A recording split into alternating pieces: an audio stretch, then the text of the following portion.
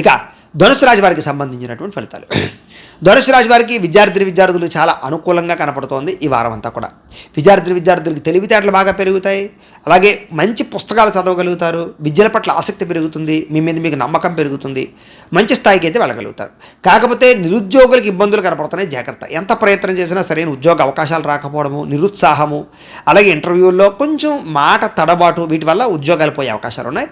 నిరుద్యోగులు కొంచెం గట్టిగా ప్రయత్నం చేయాలి. ప్రభుత్వ ఉద్యోగాల కోసం ప్రయత్నం చేసేవారు వాయిదా వేసుకోవడం మంచిది. లేదా ప్రయత్నం చేసినా ఒకసారి జాతకం ఎలా ఉందో చూసుకుని, జాతకంలో రవి కుజులు వీళ్ళందరూ బలంగా ఉన్నారా లేదా ఒకసారి చూసుకుని ఏదైనా పరిహారాలు చేసుకుని ప్రయత్నం చేసుకోవాలి.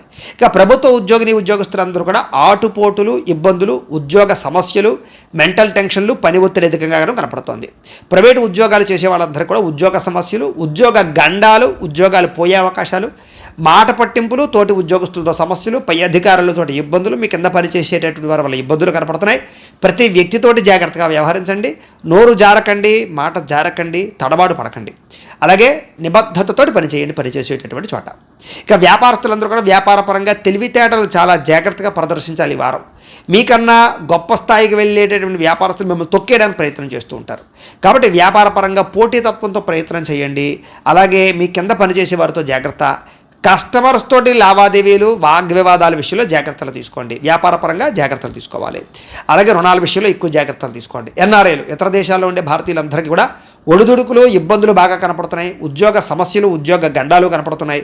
ఉద్యోగపరంగా అనవసరమైనటువంటి వాటిలో ఇరుక్కునే అవకాశాలు కనపడుతున్నాయి. జాగ్రత్తగా ఉండండి. అక్కడ ప్రయాణాలు చేసేటప్పుడు జాగ్రత్త.